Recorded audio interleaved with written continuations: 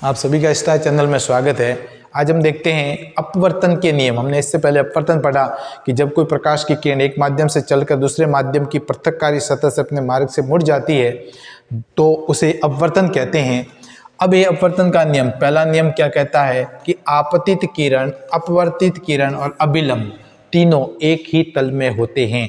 आपने इससे पहले परावर्तन के नियम पढ़े हैं, उसमें भी ये था, बस शब्दावली में फर्क था।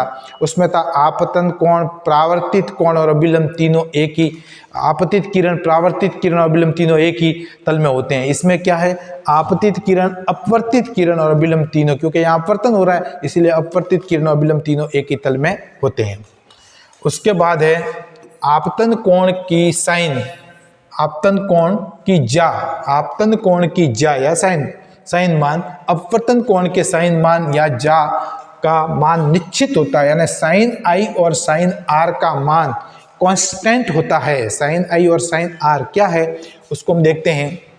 देखिए, ये आने वाली किरण जितने डिग्री का कोण, ये साइन आई है, और ये जो जाने वाली किरण ये कोण बना रही है वो साइन आर है। तो यहाँ ये दो कोण है, एक तो आपतित के कोण, ये आपतन कोण, और एक अपवर्तित कोण, ये अपवर्तन के बाद का कोण। तो ये आर और आई, तो साइन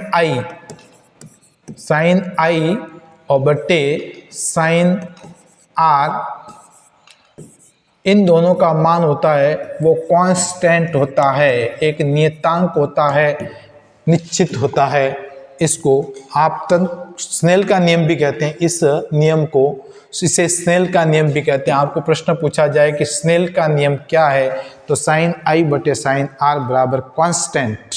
आपतन कोण तथा अपवर्तन कोण दोनों का मान, दोनों की साइन ज्या जो होती है वो दोनों का साइन आई और साइन आर का मान निश्चित होता है, नियतांक होता है। इस नियम को स्नेल का नियम कहते हैं। अब आता है बैंगनी रंग के प्रकाश का जो अपवर्तनांक है वो सबसे अधिक होता है, लाल रंग के प्रकाश का अपवर्तनांक सबसे कम होता है। यहाँ पर कुछ अपवर्तनांक दे रखे हैं हमारी बुक्स में, तो उसको हम देख लेते हैं कि सबसे ज़्यादा अपवर्तनांक किसका होता है, सबसे कम। तो सबसे ज़्यादा अपवर्तनांक हीरे का बताया हुआ है। तो इस प्रकार से इस टेबल में वायु का कम है, उससे ज़्यादा। इस प्रकार से अपने को थोड़ा सा अपवर्तनांक के बारे में भी इससे कोई एक आध सवाल पूछा जा सकता है, तो ध्यान रखना है।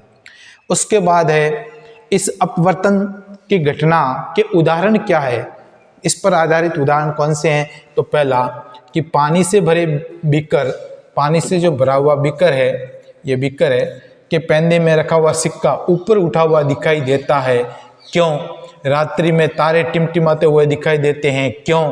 सूर्योदय तथा सूर्यास्त के समय क्षितिज से नीचे होने पर सूर्य दिखाई देता है। क्यों? ये सारी घटनाएं अपवर्तन के कारण होती है। जैसे ये एक पात्र है, बीकर है, जिसके अंदर सिक्का पड़ा हुआ है, पानी से भरा हुआ सिक्का है, या पेंसिल का मुड़ा हुआ दिखाई देना, पानी के अंदर डूबी हुई पेंसिल मुड़ी हुई दिखाई देनी, वो भी अपवर्तन के कारण होता है। ये सिक्का है। अब यहाँ से प्रकाश की किरण, यहाँ से कोई प्रकाश की किरण जा रही है, तो ये प्रकाश की किरण कहाँ से कहाँ जा रही है, सघन माध्यम से, सघन माध्यम से बाहर कौन सा माध्यम है, विरल माध्यम में जा रही है।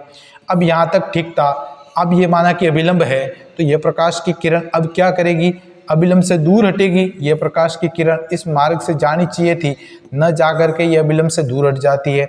तो ये जो सिक्का है हमें यहाँ पर, यहाँ से ये इतना ऊपर उठा हुआ दिखाई देगा, तो इसीलिए ये इस प्रकार से ऊपर उठा हुआ दिखाई देता है। तारे टिमटिमाते हैं, तो तारों से आने वाला जो सूर्य का, तारों का प्रकाश होता है वो भी वायुमंडल की विभिन्न माध्यम की सतहों से होता हुआ आता है। तो कभी उसका प्रकाश का वेग कम, कभी ज़्यादा, इसलिए वो तारे टिमटिमाते हुए दिखाई देते हैं। ये भी प्रकाश के अपवर्तन की घटना है। तो और सूर्योदय तथा सूर्यास्त के समय क्षितिज से नीचे होने पर भी क्यों दिखाई देता है, क्योंकि क्षितिज वो भाग होता है जहाँ पर वायु का घनत्व अधिक होता है। तो एक सघन माध्यम से विरल माध्यम में जो प्रकाश की किरण जाती है तो वो भी अभिलंब से दूर हटती है, तो हमें वो उसका प्रकाश दिखाई देता है। तो ये सारे घटना है जो अपवर्तन की घटना है। धन्यवाद। कल हम लेंगे गोलीय लेंस द्वारा अपवर्तन। धन्यवाद।